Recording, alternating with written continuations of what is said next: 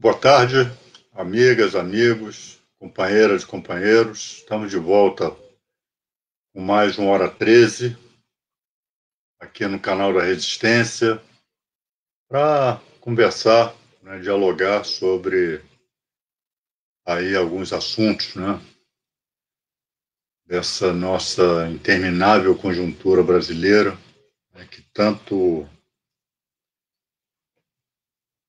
já dura muito tempo, e que tantas desventuras, tantas tristezas e tantas tragédias traz para o povo brasileiro. E a vacinação aqui no mundo começa a se organizar e no Brasil nós continuamos, nós não, O governo Bolsonaro continua brincando com a vida, e a saúde das pessoas. O Supremo Tribunal Federal, que resolve reescrever a Constituição, em nome de uma suposta boa ação. É mais uma vez Sérgio Moro dando demonstrações aí da sua disfarçatez, da farsa que ele significou, e enchendo a boa de dinheiro, ainda com prestígio fabricado, que adquiriu com prestígio fabricado para a Lava Jato. Enfim, essas e uma série de outras questões aí que vem dando o que falar aí nos últimos dias, nas últimas semanas. Mas antes de nós começarmos, eu peço a vocês que digam, de que cidade estão falando, se for aqui do Rio de Janeiro, de que bairro. É muito importante para nós termos aí um mapa, de quem nos vê, de quem nos ouve, nós aperfeiçoarmos as nossas pautas e termos aí uma presença mais ampla, no espaço das redes sociais. Você que está no YouTube, eu peço a você que se inscreva no canal, no canal da Resistência, no nosso canal, dê um like, curta um vídeo, vamos transformar os nossos canais em canais relevantes no YouTube, e nas demais redes sociais. E peço a você também, que diga se o áudio está chegando bem, se o vídeo está chegando bem, se houver algum problema técnico que nós possamos resolver por aqui, nós resolvemos, tá? Enfim, como é que está aí, Helena? Boa tarde, Adi. Boa tarde a todos. Tem muita gente entrando aí para acompanhar nosso bate-papo. Mas já tem aqui conosco a Michele, a Bárbara, o Xavier, do Ceará, a Sueli, que está sempre aqui conosco. Boa tarde, Sueli, lá de Ribeirão Preto. O Valdemar, o Tarcísio, a Lília, lá de São Borja, a Bárbara, Valdemar de Recife, a Adriana, a Verônica, a Sara, lá de São Paulo, Juan, a Sueli, de Aracaju, a Eunice, Vila Velha, no Espírito Santo, e o Mar, Mairi, Maria Iris, a Cléo, que manda um abraço lá de Sampa, a Zezé Seixas, a Verônica, Almeri de Salvador, Virgínia, temos aqui também a Érica, lá de Tocantins, o Luiz César, aqui da Tijuca, no Rio, Cléo Andrade, o Juan manda abraço fraternos para todos os brasileiros esquerdistas do Brasil e do mundo. Vamos nos unir. Uma menção aí ao Isso aí. Marx. Áurea, de São Paulo, a Sueli concorda com a sua fala inicial sobre esse governo ladrão, responsável com o povo. De Minas Gerais, a Neuza, de Guarapari, o Lourival, também aqui do Rio, no Engenho de Dentro, o Mauro, o Anderson de Manaus, a Sueli lá de Campo Novo. A Érica já fala também sobre um assunto, claro que vamos trocar ideias aqui, que é sobre a importação das vacinas, né? Tem preocupado a todos. Sapucaia do Sul, Manuel, a Lília de Salvador, Hélio de Carazinho, no Rio Grande do Sul, o Adair aqui do Leme, Milton de Peruíbe, Curitiba também, aqui anda, todos dando retorno de que o áudio e o vídeo estão ok. Então, podemos começar aí o nosso bate-papo de assuntos, infelizmente, atualmente, que não são muito agradáveis, né? Mas, Adi, então, para a gente iniciar, hoje, essa semana, a gente iniciou ela com a notícia de que o STF decidiu pela inconstitucionalidade da reeleição dos presidentes da Câmara e do Senado. A pergunta que muitos estão se fazendo é se essa proibição não está expressa na Constituição, ela seria realmente um assunto para ser tratado no Supremo, ou isso seria em tempos de pressão e temperatura normal, isso seria desnecessário, uma vez que já está lá escrito com todas as letras na Constituição? Olha, pessoal, o que o Supremo apreciou, né, se debruçou e decidiu? Sobre o quê? Roberto Jefferson, o PTB de Roberto Jefferson, então a coisa já começa mal, né? Ingressou com uma ação de inconstitucionalidade, queria que o Supremo declarasse a inconstitucionalidade da reeleição para as mesas da Câmara, para as presidências da Câmara e do Senado, tá?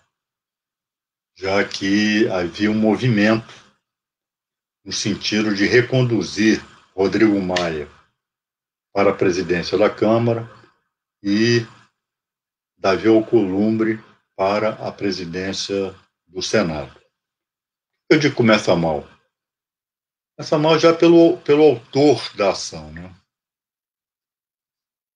Roberto Jefferson, todos nós sabemos, não nutre qualquer apreço pela Constituição, né?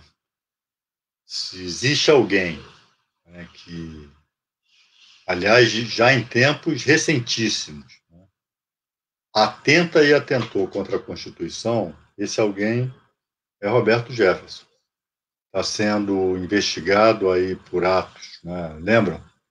Aqueles atos lá de fecha Supremo, xingamento a ministro do Supremo, teve participação, né, com seu partido no golpe, né, contra a presidenta Dilma. Enfim, o Roberto Jefferson não é das figuras, né, mais indicadas para ingressar com um feito, né, que diz respeito à Constituição. Então, a coisa já começa mal por aí. Por que ele fez isso? Porque Bolsonaro pretendia e pretende influenciar, quer ter gente sua à frente da Câmara e do Senado. O Davi Alcolumbre é mais chegado a ele, né? Menos que o Rodrigo Maia. Embora o Rodrigo Maia engavete ali todos os pedidos de impeachment contra Bolsonaro, mas de vez em quando toma medidas e faz declarações que não agradam, né, a Bolsonaro. O Bolsonaro quer alguém mais próximo, quer alguém mais íntimo, né, alguém que ele possa, se não controlar, mas pelo menos ter um melhor diálogo, né, do que aquele que ele construiu, ou deixou de construir, ou desconstruiu com o Rodrigo Maia. Pois bem, essa votação no Supremo, ela foi a chamada votação virtual, né? Então, ela não foi uma sessão presencial. E essas sessões virtuais, elas podem durar vários dias. Não me lembro aqui quantos, mas isso acaba dando margem, assim, aqui os ministros votem, um vota num dia, outro vota no outro dia, e ao que parece, né, é o que diz o noticiário em relação a bastidores do Supremo Tribunal Federal, é que haveria um acordo ali, pelo menos entre um acordo da maioria do Supremo, no sentido de permitir, né, permitir que houvesse essa reeleição do Rodrigo Maia e do Davi Alcolumbre. Né? Já começa, por quê? Porque havia esse acordo. É para impedir o fortalecimento de Bolsonaro, era no sentido de não permitir que Bolsonaro se fortalecesse ainda mais, né, tendo o Congresso Nacional na sua mão, a presidência da Câmara e a presidência do Senado. Embora, repita, esse Alcolumbre ele é mais chegado a Bolsonaro e o Rodrigo Maia menos. Mas, enfim, o Bolsonaro queria ter essa margem de manobra e esse acordo visaria impedir que Bolsonaro conseguisse esse objetivo. Agora, como é esse acordo, se ele houve, né, ele se deu ao arrepio da Constituição, ou seja, a Constituição é expressa no sentido de que não pode haver, né, para a mesma legislatura, para a eleição imediatamente subsequente à anterior, não pode haver reeleição para a presidência, né, das duas casas. É expressa, não desafia a interpretação, não deixa margem à dúvida, é literal. O relator foi o ministro Gilmar Mendes. E qual foi o cerne do voto do ministro Gilmar Mendes, que foi seguido por outros 4 ministros? Isso não é matéria constitucional, isso não tem, é uma matéria que deveria dizer respeito tão somente às casas legislativas, aos regimentos internos de ambas as casas, ou do Congresso Nacional. Não é matéria que tem uma robustez constitucional, é uma matéria, né, de estirpe constitucional. Não é uma matéria que devesse estar na Constituição. Então, o voto do ministro Gilmar Mendes, né, seguido pelos outros 4, é de que o Congresso Nacional que definisse, né, se haveria ou não reeleição.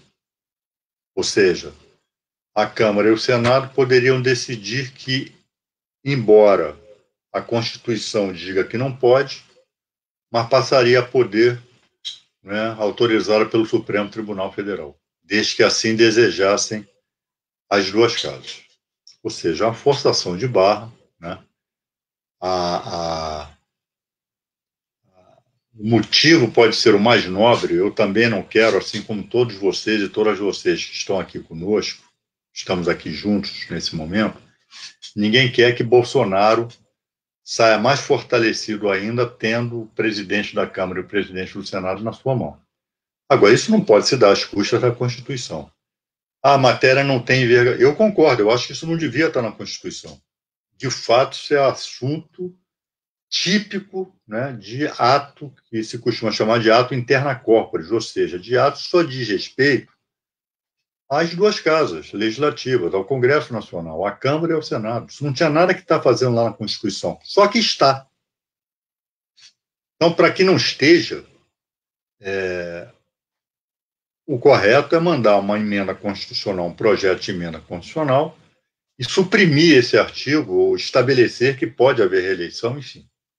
O que não pode é o Supremo Tribunal Federal tentar reescrever a Constituição. Bom, como eu estava dizendo a vocês, como essa votação virtual ela perdura no tempo, e faz com que ministros, uns votem num dia, outros votam em dias depois, começou a haver uma grita na imprensa e na chamada opinião pública. Quando a votação é de uma vez, votou e pronto. Agora, como faltavam ministros a votar, esses se sentiram pressionados e resolveram ouvir a voz das ruas. Então, olha só, pessoal, é uma barafunda, né? Ninguém sai bem desse episódio. Então, isso foi uma maneira... Quem votou com a Constituição, ótimo, votou com a Constituição. Mas qual foi o motivo para votar com a Constituição? A correta interpretação da Constituição, não. A voz das ruas. Que coincidiu, normalmente a voz das ruas é inconstitucional. Não quer saber de Constituição. E o Supremo Tribunal Federal, o Poder Judiciário, não tem nada que dar ouvido à voz das ruas. O Supremo Tribunal Federal, ele é chamado guardião da Constituição. Então, o Supremo tem que ouvir a voz da Constituição, né? A voz, uma suposta voz das ruas. Então, o verdadeiro motivo para a quebra do tal acordo não foi o motivo relevante, ou seja, não, nós vamos ficar com a Constituição. Não, o motivo foi, vamos ouvir a voz das ruas. Foi o ministro Barroso que puxou, né, esse entendimento. Repito, que coincidiu com o que diz a Constituição, mas não foi por respeito à Constituição. Até porque a maioria daqueles que votaram agora com a Constituição, ou seja, ouvindo as ruas, né, nesse momento, os chamados literalistas, nesse caso eu também sou literalista, nesse caso, né, ou seja, tem que respeitar a Constituição, mas dessa turma, quando, embora a Constituição estabeleça a presunção de inocência, seu Barroso, né, e outros, Dona Carmen Lúcia, seu Fachin, etc., eles, se bem que a Carmen Lúcia dessa vez votou...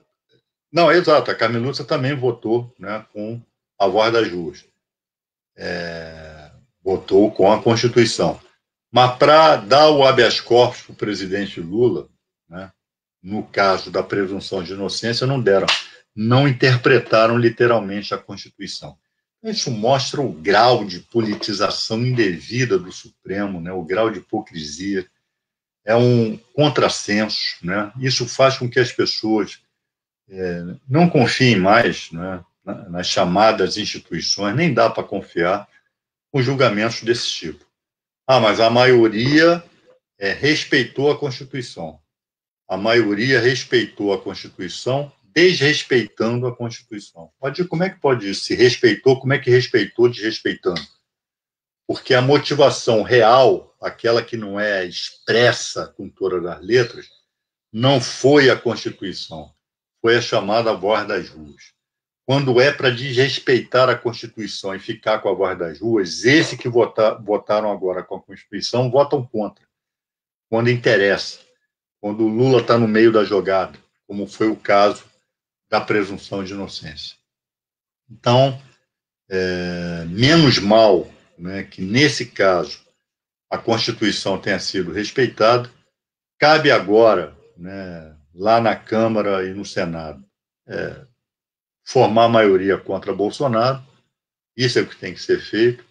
Acho, inclusive, né, que nós, a oposição, nós não deveríamos apoiar candidatos, sejam eles bolsonaristas, sejam eles de direita.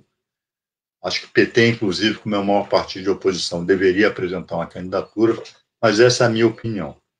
Em relação ao Supremo, é mais um fato, né, que mostra o grau pernicioso de politização do Supremo, que nesse caso aparentemente ficou com a Constituição, mas mesmo ao ficar com a Constituição,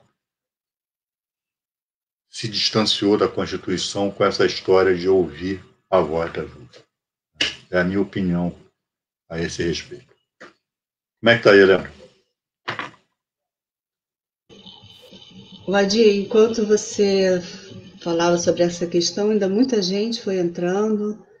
É, a Rosângela lá de Mossoró, a Sirlene aqui de Madureira, a Clara de Piracicaba, o José da Paraíba, a Isabela de Anápolis e o Alexandre, que pede a você que dê um alô para a militância do PT de Bauru. Pessoal de Bauru, companheiros petistas e companheiras petistas de Bauru, um forte abraço.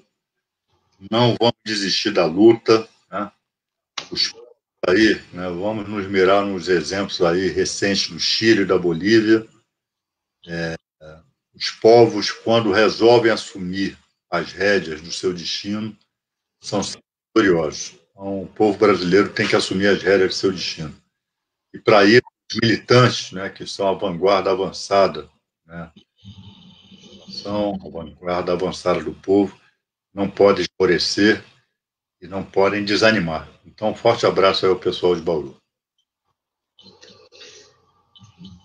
E o Adi, aproveitando o tema sobre a presidência da Câmara e do Senado, a Vera Barbosa, ela levanta uma questão. O PT tem que lançar candidato para a presidência da Câmara. Não foi para baixar a cabeça que elegemos a segunda maior bancada. Chega de pragmatismo. O que Não, você acha? concordo plenamente, acabei de dizer isso. Eu acho que nós temos, inclusive, que apresentar candidato ou candidata à presidência. Né? Não nos deixar seduzir por promessas de espaço na mesa, por promessas disso e daquilo. Né? Vamos aproveitar o momento do processo eleitoral na Câmara para fazer as nossas denúncias, denunciar Bolsonaro, denunciar bem o que acontece lá no Congresso Nacional. Né? Então, plenamente. Né? E reitero o que eu disse.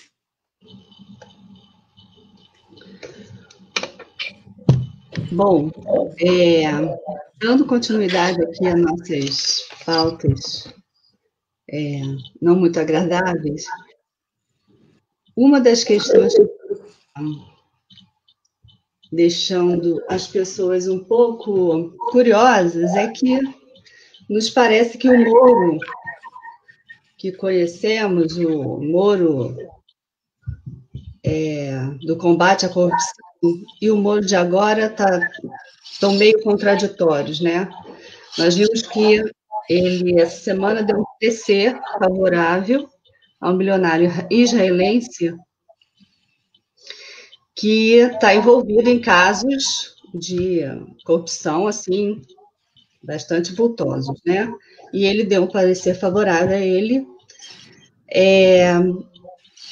Fica a pergunta, né? O Moro da Lava Jato e esse Moro que está aparecendo agora com essas outras posições, é o mesmo Moro que mudou? Em qual deles a gente acredita mais?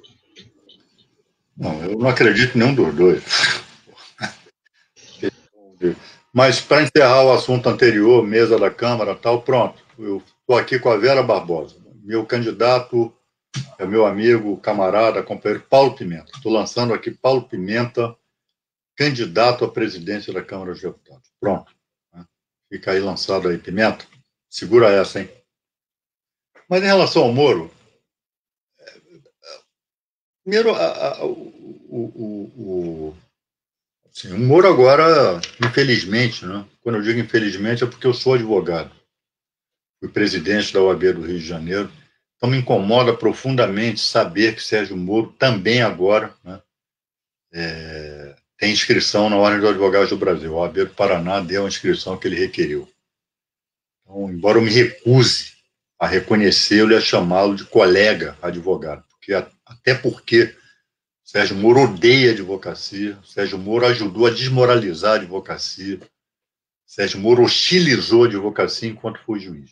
Então, eu não o considero.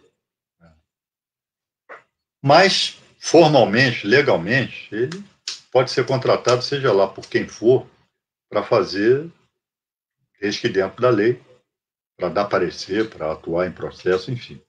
Ele está ele está liberado, né, para exercer, infelizmente ele está liberado para exercer a advocacia.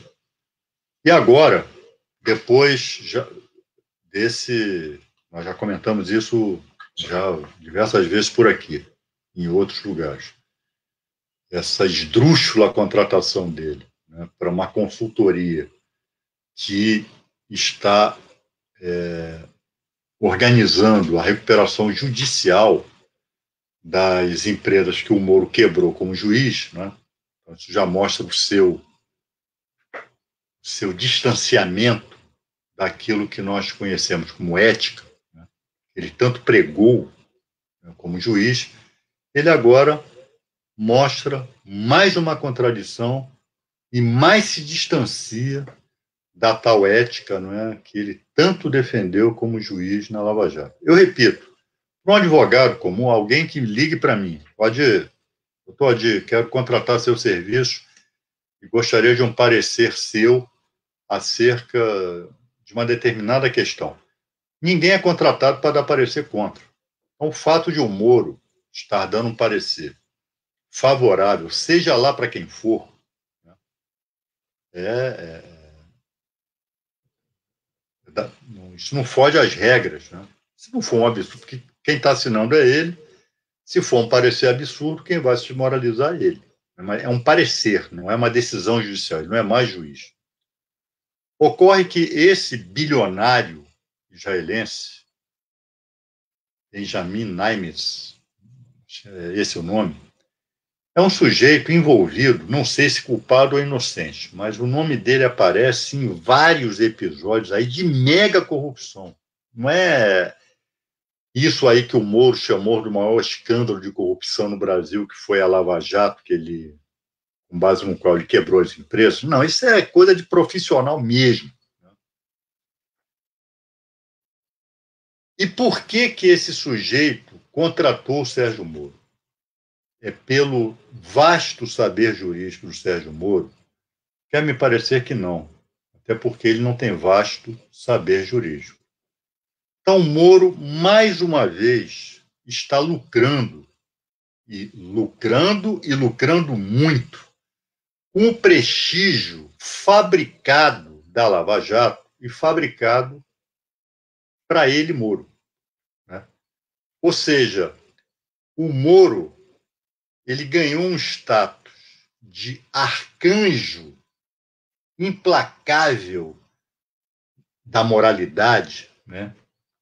De cruzado implacável contra os corruptos, que passa na cabeça de alguns, inclusive desse bilionário, que o Moro é quem diz, tem o poder divino de dizer, não, esse é corrupto, aquele não é.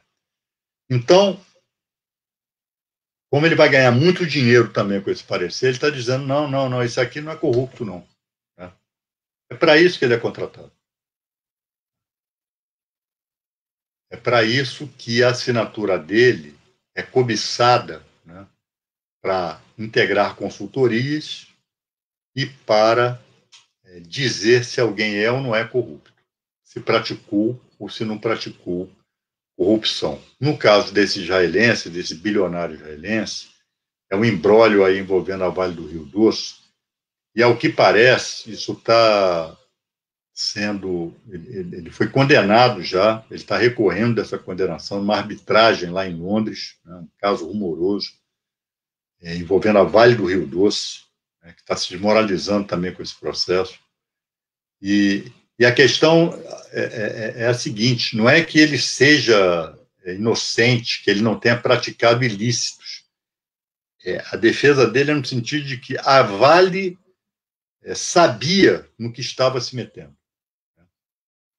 Então a Vale agora não pode reclamar. É isso, é um jogo de altas esferas, de mega corrupção, e o Moro dando parecer favorável a esse sujeito. Ora, pela régua da Lava Jato, né, o Moro, se de fato o Moro fosse aquilo que se construiu para a reputação dele, que a Rede Globo ajudou a construir, que a grande imprensa, né, que parte dos imbecis do Congresso Nacional, né, inventaram para a biografia dele, de que ele é esse combatente, né, da luta contra a corrupção, se isso fosse verdade, nem por todo o dinheiro do mundo ele assinaria um parecer desse. Mas agora chegou o momento de ele, né, lucrar com esse prestígio fabricado. Então o Moro ele diz agora, mediante parecer, desde que você pague bem, né, ele vai dizer que você não é corrupto, né, mas isso custa. E tá aí, né? Sérgio Moro mais uma vez se desnudando perante, sobretudo aqueles tolas, né, que acreditaram na sua sinceridade, né, de defensor da moralidade. Está aí. Repito, do ponto de vista da legalidade, está dentro da legalidade. A consultoria, não. Agora, isso aí está. Ele é advogado, infelizmente, e ele vai assinar. Ele é o responsável por aquilo que escreveu ou vai escrever nesse parecer. Então, ele assina o parecer que ele bem entender. Ele faz o parecer que ele bem entender. Mas é mais uma demonstração de que aquela história, né, de anjo implacável da moralidade, arcanjo, né, o cruzado, né, da moralidade, o terror dos corruptos, na verdade não era nada disso, né, pessoal? Então tá aí. Sérgio Moro dando mostras aí da farsa, né, em que essa Lava Jato se transformou, não, na verdade sempre foi. E aí, Helena? Bom, parece então que agora está começando a mostrar sua verdadeira faceta, né? Quanto à candidatura do Pimenta, apoio aqui incondicional de todos. Se depender da galera aqui que está nos acompanhando, o Pimenta já está eleito. E a Sueli e a Cacau, elas fazem uma pergunta pertinente, assim, o Moro conseguiu inscrição na OAB lá de Curitiba. Ele fez a prova da OAB? Ele foi aprovado? Como é que foi isso? Não, pessoal, ele não fez a prova, mas existe um entendimento na OAB. E quando eu estava na OAB, eu participei da votação quando essa questão foi controvertida. Porque o que acontece? Juízes, membros do Ministério Público, pessoal de carreira jurídica, quando se aposenta, quer voltar ou quer ser advogado, já que concluiu a faculdade de Direito, né, tem um diploma, o que eles alegam? Não, eu não preciso fazer exame de ordem, porque o meu saber jurídico já está demonstrado. Então, eu não tenho que fazer exame de ordem, coisa nenhuma. E eu me lembro que, naquela época, por maioria, o Conselho Federal da OAB, contra meu voto e de outros, foi esse entendimento. A OAB entende que é um pressuposto, se o Moro nunca tivesse demonstrado saber jurídico coisíssima nenhuma, mas o fato de ser juiz, no entendimento da então maioria na OAB, era suficiente de ser deferida, para lhe ser entregue a carteira. Então, esse entendimento, ele ficou dispensado, não só ele, né? Quem era juiz, quem era promotor, procurador, enfim, e se aposenta e larga a magistratura, larga quer vir para a advocacia, a OAB conhece, né, o pressuposto do saber jurídico para deferir a carteira. Aconteceu com o Sérgio Moro.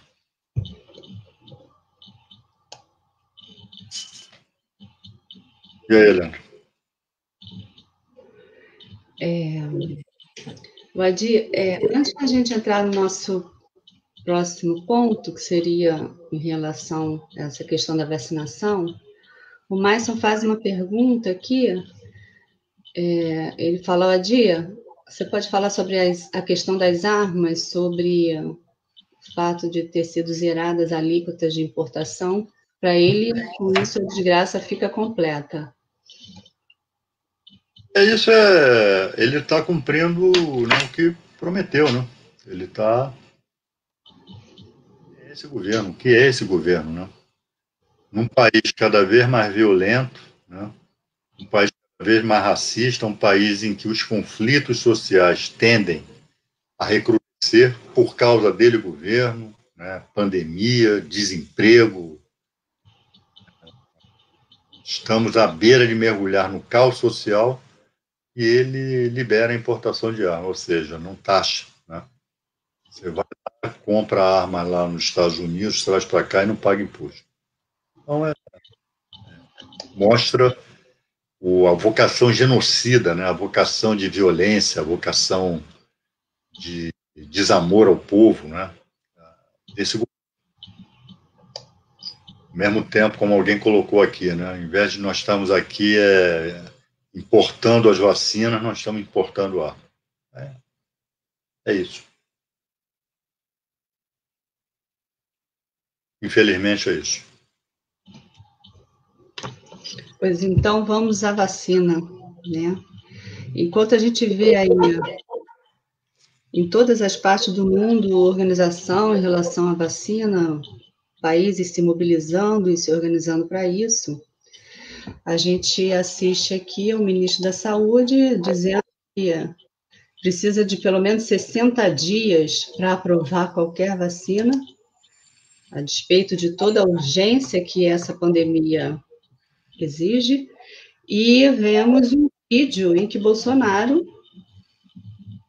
debocha e ri sobre essa questão e ignora todo o sofrimento de todas as vítimas que tivemos até então. Fala aí um pouco para a gente sobre isso. Pessoal, o Brasil de Bolsonaro efetivamente já é um pária, né, na comunidade internacional. Hoje, inclusive, a ex-presidente do Chile, que é alta comissária de direitos humanos, né, da ONU, Michelle Bachelet, disse que é uma catástrofe a gestão brasileira da pandemia. Bolsonaro é uma catástrofe. Por causa exclusivamente de Bolsonaro, né, milhares de vidas aqui no Brasil não foram poupadas. Devido à irresponsabilidade, a sua sabotagem, o seu deboche, o seu negacionismo, né, em relação à pandemia, em relação à ciência, né. Muita gente foi contagiada, né, infectada, muita gente morreu, vidas que poderiam ser salvas, recursos públicos que foram usados, né, e continuam sendo.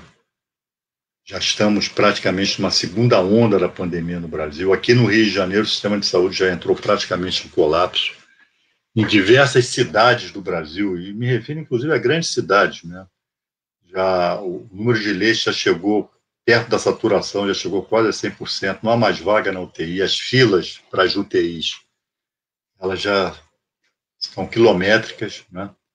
E esse sujeito hoje publica um vídeo em que ele debocha. Quem não viu, veja. Quem viu, indigne-se. Né? Que ele faz uma voz fina, uma entonação de voz fina, e dizendo estou com Covid-19, debochando.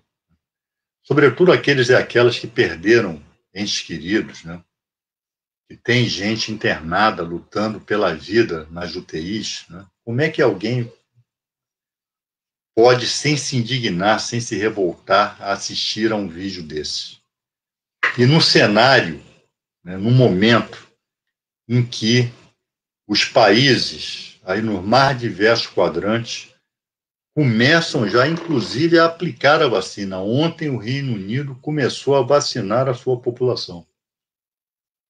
Ontem, o Reino Unido, né, apresentou, não apresentou, ele efetivou o seu plano de vacinação. já estabeleceu os critérios, né? Primeiro, os agentes de saúde, os mais idosos, quem está perto ali nos hospitais, já está no hospital se tratando, né? Perto das câmaras frigoríficas onde as vacinas estão acondicionadas, já estão sendo vacinados, né?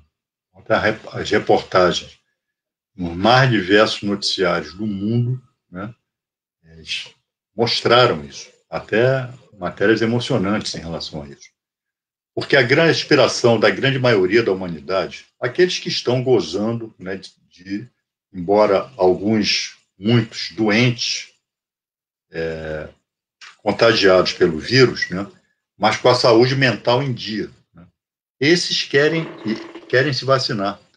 Até antes da pandemia, né, as pessoas elas estabeleciam determinados objetivos na vida que são objetivos que já vêm desde tempos imemoriais na história da humanidade, né? Se formar, ter um diploma, arrumar um emprego, casar, ganhar dinheiro, viajar. As metas, né, eram essas. Eram metas da normalidade da vida. Agora a meta é se vacinar. É o que todos nós estamos ansiosos aqui para agulhinha salvadora aí que vai nos inocular, né, os anticorpos para podermos nos proteger e não contaminar as pessoas. É isso que a grande maioria da humanidade espera hoje, anseia. Por isso que todo o planeta anseia. E Bolsonaro fazendo pouco caso e politizando, né, criminosamente essa questão. Ele só começou a se mexer, pelo menos no plano da retórica, quando o governador de São Paulo, que é outro trapalhão também, que também está usando politicamente a vacina, mas teve o mérito, né, de, olha, eu vou começar a vacinar dia 25, né, e obrigou a Bolsonaro, pelo menos a via público, dizer que vai, não, vamos ter vacina, vamos dar vacina para todo mundo, gratuitamente, etc. Né? Mas o Brasil não apresentou até agora um plano de vacinação, né? Continua essa briga real, né? Então é uma luta em relação à vacina chinesa, envolve aspectos rasteiros, né, ideológicos, porque a vacina é da China. E também a questão político-eleitoral com Dória, que provavelmente vai ser candidato à presidência em 2022, né, e quer capitalizar com a vacina, mas é a vacina chinesa que o Butantan, né, são os insumos chineses que o Butantan vai oferecer para a população. Aí Bolsonaro sabota e desmoraliza a Anvisa. A Anvisa tem um corpo técnico de excelência, a Anvisa é um órgão de Estado, não é um órgão de governo, mas a direção da Anvisa é bolsonarista.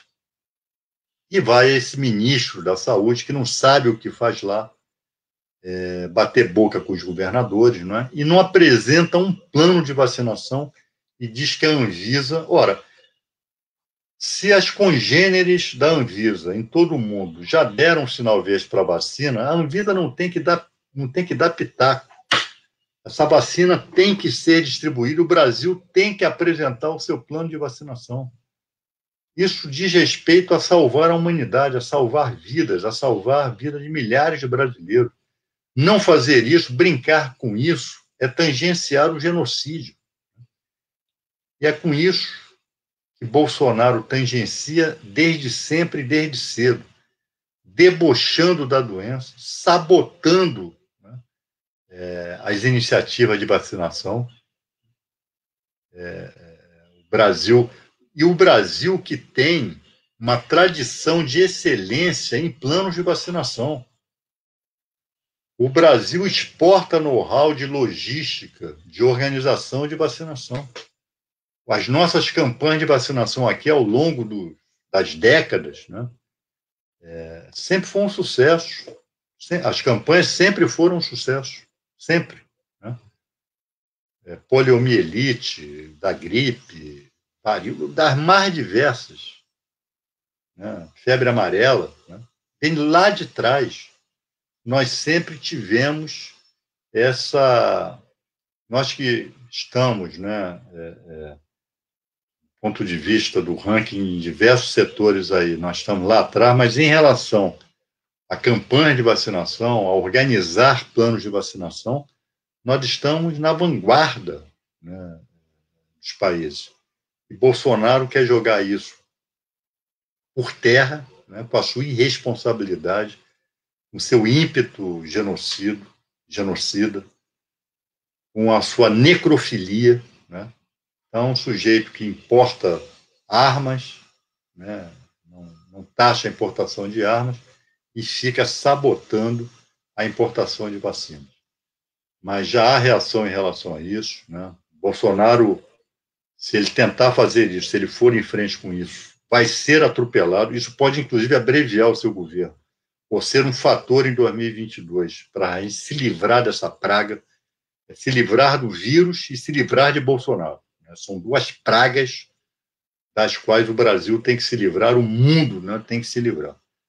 Mas os governadores já foram ao Supremo para liberar a vacina sem parecer de Anvisa. Se o parecer técnico já vem lá de fora, vamos vacinar as pessoas, né? E repito, eu estou ressalvando aqui os técnicos da Anvisa, né? Mas não são eles que apitam. Quem apita é a direção. E quem colocou a direção lá foi o Bolsonaro, né? Então, eu tenho certeza que, apesar de Bolsonaro, né, nós vamos nos livrar dessa maldita praga que é esse vírus, junto com ele, com essa outra maldita praga que é Bolsonaro. Mas que isso está atrasando, que isso ainda vai fazer com que essa postura do Bolsonaro se percam mais vidas, né? Se ajude, né, que ajude a colapsar ainda mais, né, a rede pública, a rede privada, né, que não tem mais vaga, né, para abrigar os contaminados pelo vírus, ainda, né, que isso ainda que isso venha, né, a infelicitar ainda mais o povo brasileiro, mas eu tenho a certeza que em breve, apesar de Bolsonaro, nós estaremos vacinando, dando início à vacinação da população brasileira. Eu quero me vacinar, vocês querem se vacinar, e apesar de Bolsonaro, nós vamos conseguir, né? Temos que atropelar esse genocida, né, e nos colocar ao lado, né, do processo civilizador, ao lado dos países que começam a vacinar os seus povos. Como é que está aí, Helena? A Vera Barbosa, ela propõe que se processe Bolsonaro por negligência. E em função desse vídeo postado por Bolsonaro, houve uma onda muito grande, né, nas mídias sociais, voltando a pedir o impeachment dele. Você considera que isso é possível? Há espaço, há motivo suficiente? Para processá-lo há, para impeachment há. Isso e diversas outras coisas desde o início do governo dele. Mas falta vontade política, né? Então, juridicamente há. Agora, politicamente, é que é o problema.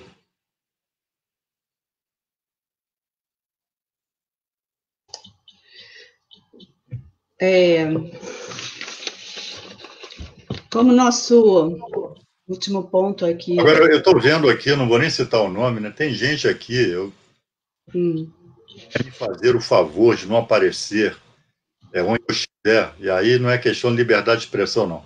Que alguém que vem aqui para dizer, né, que a vacina vai propiciar uma Covid hemorrágica e que ninguém é obrigado a tomar vacina e que vacina é isso e aquilo, pelo amor de Deus, porra, some da minha presença, some da presença das pessoas aqui.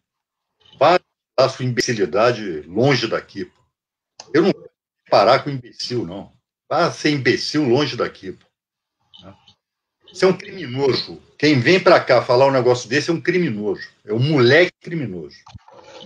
Aí não é liberdade de expressão, não. Pô, fico... Pô. Vá pro inferno, porra. Bora. Bora. Então, continuando, para a gente finalizar aqui nossa conversa, eu queria que você falasse um pouco para a gente sobre essa questão que o ministro Barroso, que é o presidente do TSE, informou que o tribunal já está estudando a possibilidade da eleição em 2022 ser através dos celulares, né, dos smartphones. A pergunta que fica é se esse novo processo é realmente interessante e mais seguro, né, tendo em vista que essas eleições no modelo em que funcionam já há algum tempo têm sido bastante seguras, né? O que você pensa sobre isso? Antes o desqualificado, o imbecil que estava aqui já foi bloqueado. Obrigado, Antônio. Tem que bloquear essa corja mesmo. Quer debater, não tem problema. Agora, vir defender imbecilidade aqui, eu não vou permitir, não. Olha, eu li essa notícia, ela não ganhou ainda muita repercussão, mas é bem coerente com o autor da proposta, que é o ministro Barroso. O ministro Luiz Roberto Barroso é o presidente do Tribunal Superior Eleitoral e ele anunciou que o tribunal já está estudando, já há empresas, já há aplicativos sendo desenvolvidos, né, para possibilitar que as futuras eleições, se isso, em tese, já poderia acontecer em 2022, a votação possa se dar, né, aí nos smartphones, nos celulares, enfim. Pessoal, quem é mais antigo aqui como eu, né, quem já participou de muitas eleições como eu participei, vai lembrar, né, como eram as eleições. Como eram as eleições? As eleições eram quase que uma festa, né? O processo eleitoral era mais longo, hoje está encurtado, né?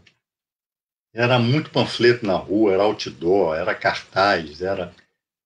E já naquela época, os meios de comunicação, como sempre, né, elitistas, começaram a desenvolver campanhas contra a poluição do processo eleitoral. Aí eram aquelas reportagens, né, que no dia seguinte mostravam os garis carregando toneladas e toneladas de papel, o visual das cidades poluídos, né, poluído por conta dos cartazes, dos outdoors, etc. Enfim, ao longo do tempo, a justiça eleitoral, na verdade, legisla. Né? O papel de legislar não é da justiça, é do poder legislativo, mas a justiça eleitoral aqui, poder judiciário, né? Sobretudo a justiça eleitoral, legisla. E foi sempre no sentido de ir tirando o caráter democrático, de festa do processo eleitoral. Eleição ser algo, né, que vai, cada dia que passa, cada eleição que passa, ser um negócio mais desidratado, sem presença popular, né? Criminalizar a boca de urna, criminalizar isso, criminalizar aquilo. É claro que o poder econômico que vigorava nessas épocas passadas, negócio de outdoor, alguma coisa deveria, de fato, ser banida do processo eleitoral. Está correto. Agora, o que aconteceu ao longo do tempo foi praticamente... e não estou me referindo agora na pandemia, não. Já nas últimas eleições, você sai de casa, parece que não tem eleição. Tamanha é a repressão, tamanho é o espírito de que quanto menos movimentos tiver, melhor, né? Então, é a democracia das elites. A democracia das elites pressupõe a inexistência de povo, a asepsia. E talvez o mais asséptico dos ministros do Supremo Tribunal Federal seja exatamente o ministro Barroso, que semana passada já teceu loas ao voto facultativo. se baseando no exemplo das eleições desse ano, que, obviamente, por conta da pandemia, gerou uma abstenção monstro, né? Mas a abstenção ela já vem recrudescendo de uns tempos para cá, exatamente por conta de ministros e juízes, como o ministro Barroso, que querem uma democracia sem povo, né? A democracia ascética. E a culminância disso seria votar sem ter que sair de casa. Clica lá o dedo. Então, para o ministro Barroso, os critérios que têm que ser observados são de sigilo do voto, da segurança, da eficiência. Não tem critério democrático. E, aliás, eu quero saber, não é quem é que vai clicar mesmo no celular, né? O tal aplicativo vai ser o patrão em relação ao empregado, vai ser o miliciano em relação a quem mora em bairro de milícia, né? Como é que vai ser isso?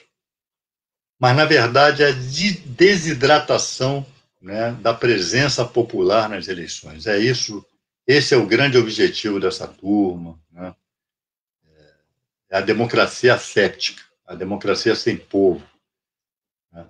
O ministro Barroso, por diversas vezes, já disse que a vanguarda do iluminismo, a nova vanguarda do iluminismo, é o poder judiciário.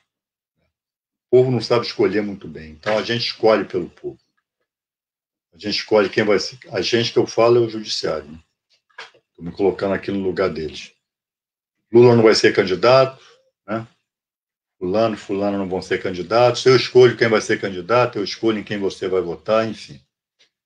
E esse é o grande sonho, o aperfeiçoamento, né, desse cenário por parte de pessoas como o ministro Barroso. Eu espero que não consigam, eu espero que pelo menos isso não aconteça. A evolução tecnológica não pode chegar a ponto de tirar um dos traços democráticos, dos poucos traços democráticos que nós temos aqui no Brasil, que é o processo eleitoral. É o ritual de 2 em 2 anos, o povo vai para as ruas. O voto já é voto facultativo na prática. Claro, uma multa de R$10, R$20, pô. Claro que isso faz com que o voto... Aliás, tudo aquilo que significa direito, né? Tudo aquilo que signifiquem questões benéficas para o povo, a Constituição estabelece, mas a vida real, né, o Poder Judiciário, o Ministério Público vão tirando. Então, a Constituição estabelece que o voto é obrigatório, mas como não tem praticamente sanção, né, deveria haver para garantir a obrigatoriedade do voto, porque, na verdade, a abstenção favorece o voto dos ricos. Favorece o voto dos ricos. Nós sabemos em quem os ricos votam. Então, enfim, é mais um traço antidemocrático aí dos nossos juízes, dos nossos tribunais, essa possibilidade de se poder votar, né, por telefone, não indo às ruas, não confraternizando, não vendo, enfim, não recebendo um panfleto. É mais uma manifestação de desapreço pela democracia que o nosso judiciário dá. Como é que está aí, Helena? Já estamos aqui há quase 1 hora. Ou já estamos há 1 hora aqui. Estamos há 1 hora, as pessoas concordam bastante com essa sua análise. O Vandre Recife, ele diz que esse processo facilitaria bastante a compra de votos.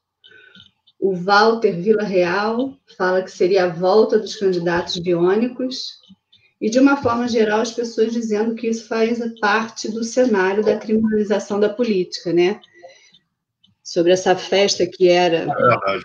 Você mencionou aí que era o dia da eleição, uma festa democrática, né? Já não teríamos mais. É isso mesmo. Bom, acho que tem mais alguma coisa aí, né? Não, só para terminar, a Jussara, ela defende a ideia de que, ao invés de se zerar o imposto sobre as armas, se zerem os impostos da cesta básica e dos medicamentos. É exatamente isso. excelente Mas, sugestão. infelizmente, não é isso que vai acontecer. Num governo como o de Bolsonaro, isso jamais vai acontecer. Né? Se Bolsonaro tivesse afetado mentalmente, no máximo outro Bolsonaro. Né? Mas, enfim, esse aí jamais vai fazer isso. Até porque isso aí foge do povo. Bom, é isso. Pessoal, até a próxima semana. Grande beijo a todos. Pessoal, na próxima quarta, é a honra de estar aqui com o meu querido amigo, querido companheiro Zé Dirceu. Né? Eu já havia, estou tentando trazer aqui há tempos. O Dirceu tem uma agenda muito apertada, porque ele, sobretudo depois das eleições, ele tem sido muito demandado, né, para fazer análise. Todo mundo sabe que o Dirceu é um mestre, né, em analisar cenários, enfim. Então, o Dirceu está conosco aqui na próxima quarta. Só que, por conta da agenda dele, ao invés das 13, vai ser às 13h30. Então, o hora 13 da próxima quarta-feira, o hora 13, na verdade, começará às 13h30. Mas acontecerá. E com a presença do nosso querido amigo, querido companheiro Zé Dirceu. Tá? Então, desde já, vocês fiquem aí atentos. Vamos aí, não percam, né? Dirceu tem que dizer aí sobre o quadro atual do Brasil. Tá, pessoal? Então, um forte abraço para vocês, uma boa semana, né? E até quarta-feira que vem com o Hora 13, né? Com o Zé Dirceu, 13h30. Tá? Um abração para vocês. Tchau.